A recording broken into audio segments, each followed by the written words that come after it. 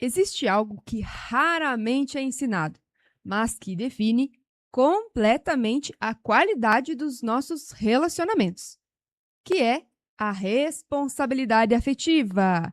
Só que aqui nós não estamos falando de não machucar o outro de forma superficial.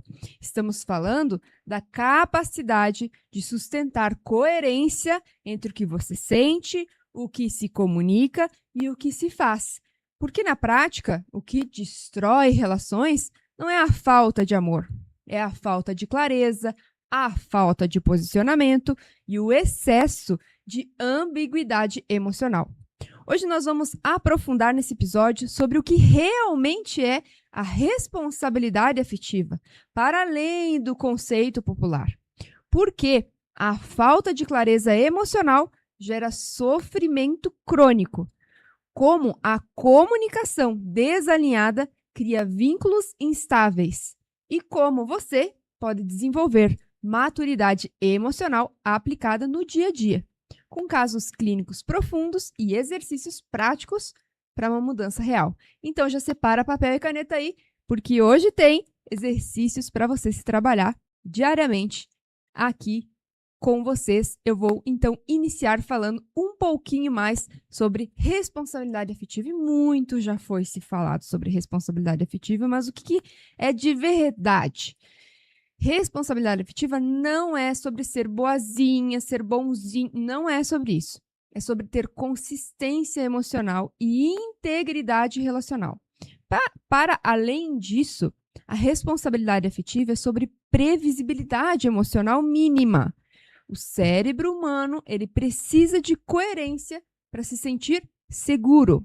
E quando você cria expectativas que não pode sustentar, você mantém alguém em um talvez eterno, você usa a ambiguidade como fuga de decisão, você não assume o impacto emocional das suas atitudes, você pode ativar mecanismos primários, como a ansiedade, a busca por controle e o apego intensificado. Ou seja, a falta de responsabilidade afetiva não é só um desconforto emocional, é desregulação do nosso sistema nervoso. E aqui está um ponto-chave.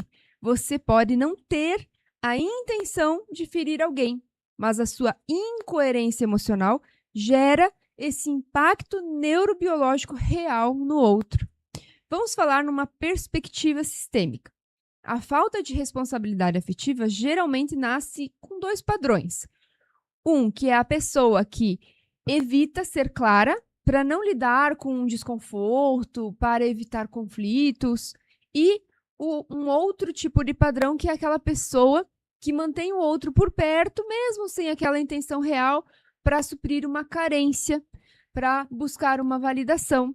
Então, são dois perfis completamente diferentes, mas que nascem aí justamente devido a essa falta de responsabilidade afetiva. E uma desconexão também entre uma verdade interna e o comportamento externo. Agora nós vamos falar sobre os casos clínicos de hoje. E o primeiro é a Joana, de 34 anos. A Joana se envolveu com um homem que dizia: eu gosto de você, mas eu não sei se eu quero algo sério agora. Mesmo assim, ele mantinha um contato diário, criava momentos de intimidade, demonstrava uma presença seletiva. E o que aconteceu no sistema emocional da Joana? O cérebro, ele entra em reforço intermitente. A neurociência explica isso como algo que gera vício. Pequenos sinais positivos que geram grandes descargas de dopamina. E a ausência gera aquela ansiedade e a busca pela validação que aumenta os níveis de cortisol. E isso cria um ciclo de dependência emocional. Mas o ponto central, ele não mentiu, mas também não foi responsável afetivamente. Ele comunicou uma dúvida, mas agiu como se tivesse uma certeza. E é isso que gera desorganização emocional no outro. Não é o vínculo que prende, é a imprevisibilidade dele. Vocês conseguem compreender agora como que é muito mais profundo a questão da responsabilidade afetiva do que imaginamos e do que vemos por aí? Vamos lá, você não consegue ser responsável afetivamente se você não tem clareza interna. E a clareza, ela envolve 3 níveis. Você precisa ter uma clareza emocional. Então, você precisa se perguntar o que eu sinto de fato. Você tem que ter uma clareza na sua intenção. Então, o que eu quero construir com essa pessoa. E você tem que ter uma clareza também de limite. O que eu estou disposto ou não a sustentar nessa relação. Sem isso, a comunicação vai virar confusa, inconsistente e reativa. E comunicação confusa gera dor emocional. Mas sabe o que é pior? Que gera uma dor no outro e que a maioria pensa que é a rejeição e não é. É a ilusão prolongada. No segundo caso clínico, vou trazer o caso do Ricardo, de 41 anos. O Ricardo dizia que queria um relacionamento estável. Só que, na prática, ele evitava conversas profundas, sumia quando a relação começava a avançar, escolhia parceiras indisponíveis emocionalmente. E, analisando sistemicamente, existia um conflito interno entre um desejo consciente pelo relacionamento e um medo inconsciente por perda de autonomia, por uma rejeição. Resumindo, a comunicação se tornava incoerente, o comportamento sabotador e as relações instáveis. Além disso, o sistema emocional dele associava vínculo com risco, possivelmente um histórico de rejeições, de outros relacionamentos, experiências de instabilidade, modelos familiares inseguros, ou seja, ele queria se conectar, mas o sistema interno dele sabotava isso.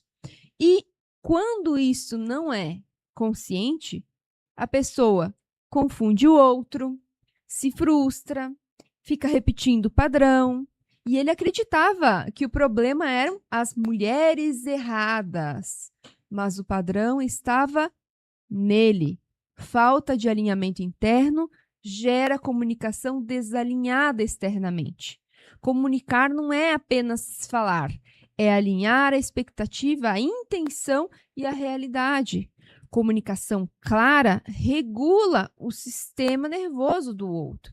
Comunicação responsável inclui você saber nomear os sentimentos sem distorcer, não prometer aquilo que você não pode sustentar, saber encerrar ciclos com clareza, e eu vou falar daqui a pouquinho mais sobre isso, e evitar ambiguidades prolongadas. E o que são essas ambiguidades prolongadas? É exatamente isso, falar uma coisa e fazer outra, né?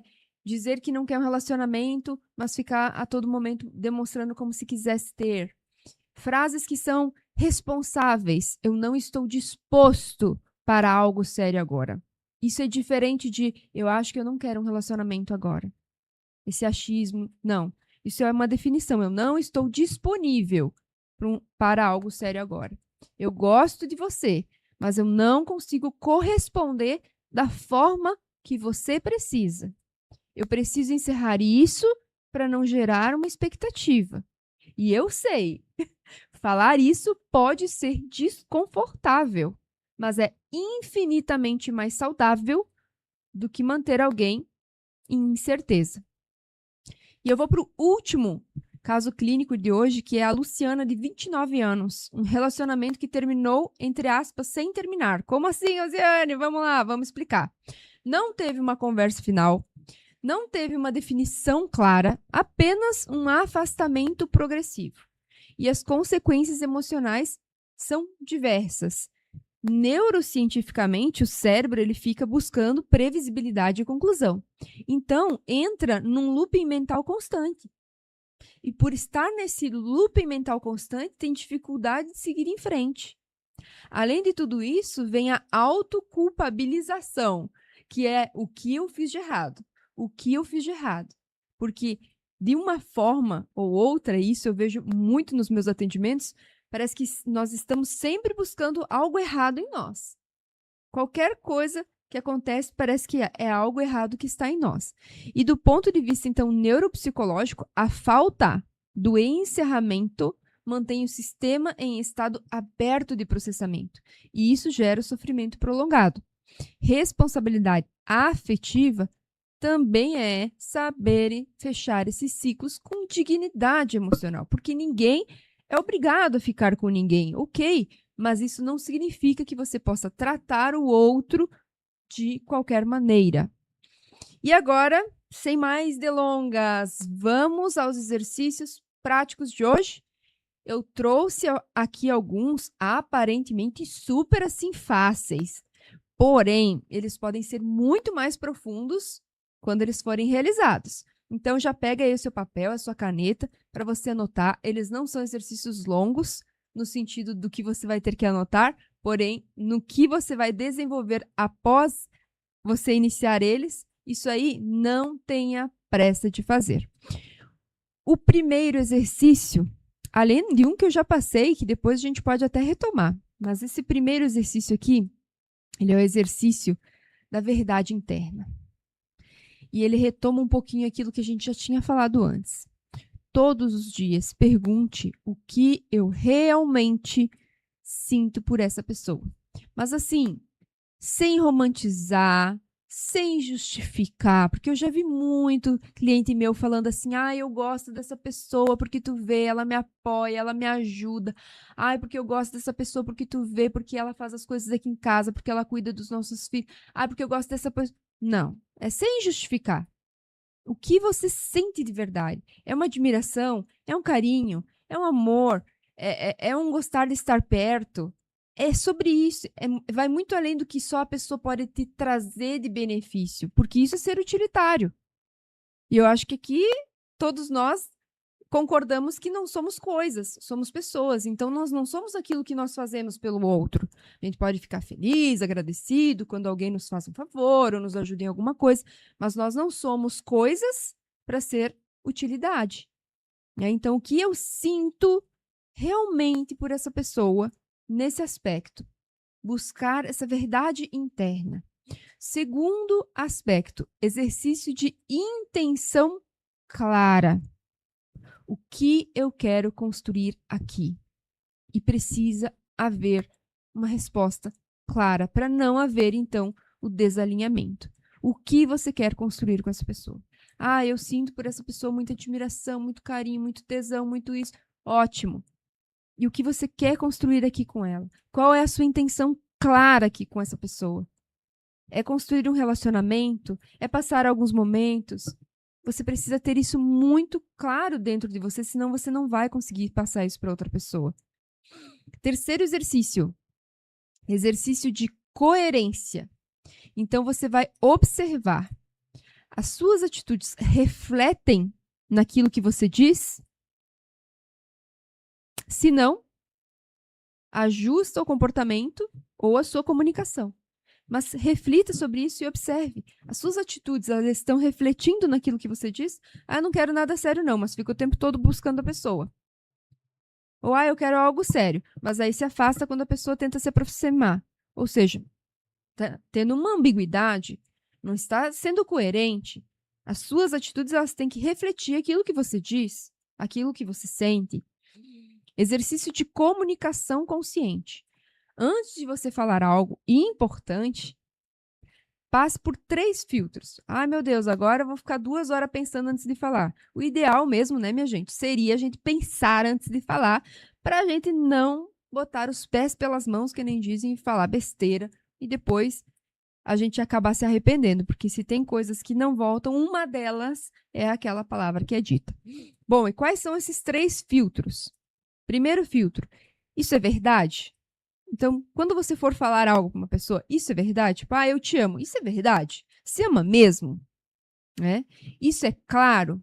Isso evita uma ambiguidade, que é isso que eu acabei de explicar para vocês sobre falar uma coisa, agir diferente ou vice-versa. Então, passe para uma comunicação mais consciente por esses 3 filtros. para que você tenha, assim, uma comunicação afetiva responsável. Último exercício que eu vou passar aqui para vocês hoje, que é o exercício de limite emocional. Isso é muito, muito importante, principalmente para você que está aí me assistindo, que está solteiro ou solteira. Anota aí para você já pegar essa dica. O que eu não aceito mais nos meus relacionamentos. É muito importante você saber os seus limites. É muito, muito importante. E começar a agir com base nisso, não apenas pensar.